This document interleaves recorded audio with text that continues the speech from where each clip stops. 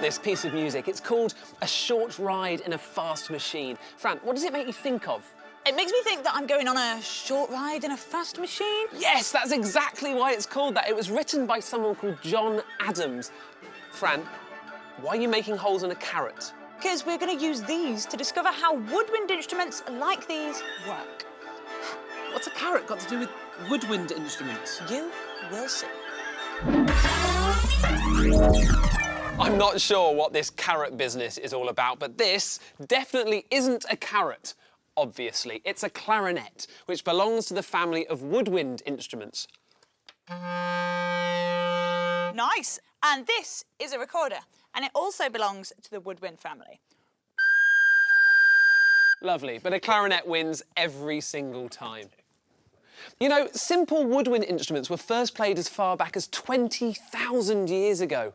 And these Chinese woodwind instruments are about 1,000 years old.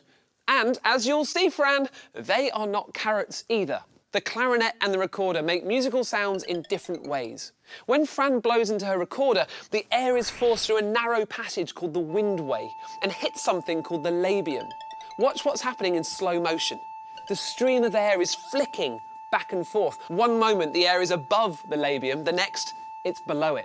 This movement, which is actually happening really quickly, makes the air inside the recorder vibrate. This is what makes sound waves that we can hear. And the Irish whistle, that works in a similar way. Beautiful. And at the other end of the scale is the amazing Australian didgeridoo.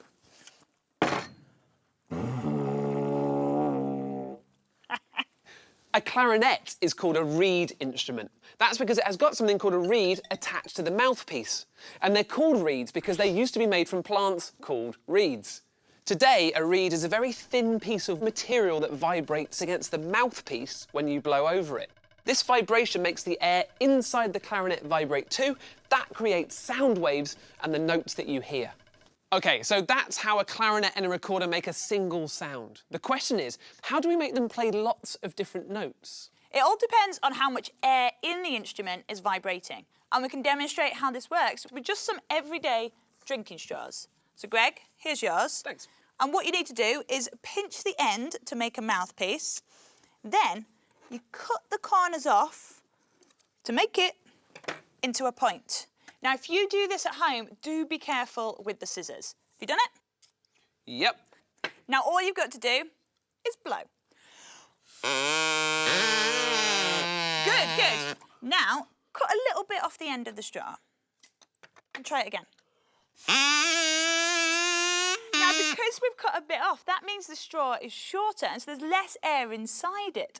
And because there's less air vibrating, the note has gone higher. It has what we call a higher pitch. Now, cut a little bit more off. OK. Yep. And then play it. And it's got a higher pitch still. Now, watch this.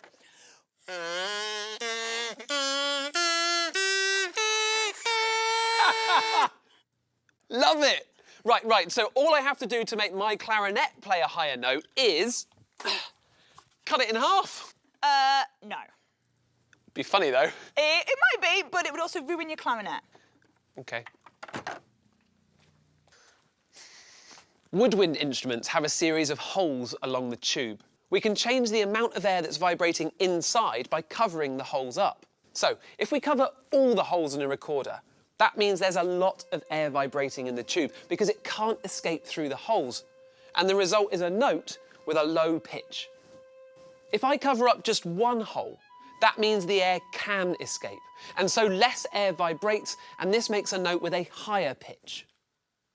Right, I've got it. Your clarinet has holes in it too, but it works a bit different because you use keys to cover them up. Exactly. Show off. Right, you might think that all woodwind instruments are made of wood, but they're not. Saxophones are made of metal and recorders can be plastic. In fact, you can make woodwind instruments out of all sorts of things, even a carrot. Ah, finally, I was wondering when the carrot would crop up. All you have to do to make a woodwind instrument is make something with a space inside that is full of air that can vibrate. So, to make my musical carrot, I've hollowed out its centre like that, and just made a series of holes in a row. Right. These little holes line up with the big hole that's down the middle. Okay. And you might need a grown-up to help you with that bit. Next, you take half a pepper and stick it on one end, and a mouthpiece and stick it on the other. This is getting even more bonkers. And there, you have one complete musical carrot. It's really cool. It works though, doesn't it? Hey, Fran, here's something interesting. Around 4,000 years ago, if you were a shepherd knocking about in ancient Greece, minding your flock, you could pass the time by playing your panpipes.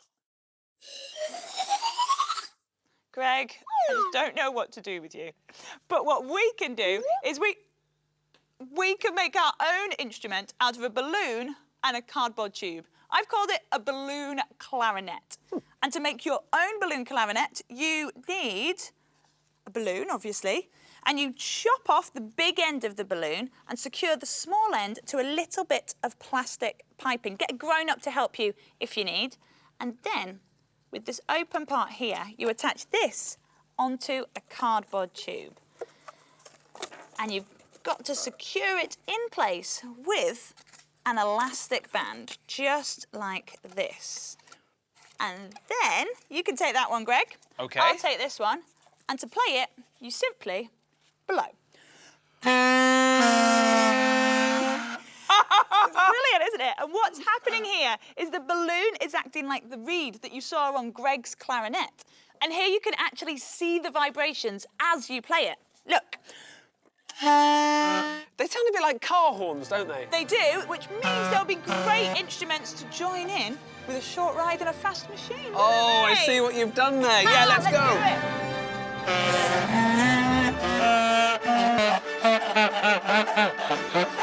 it.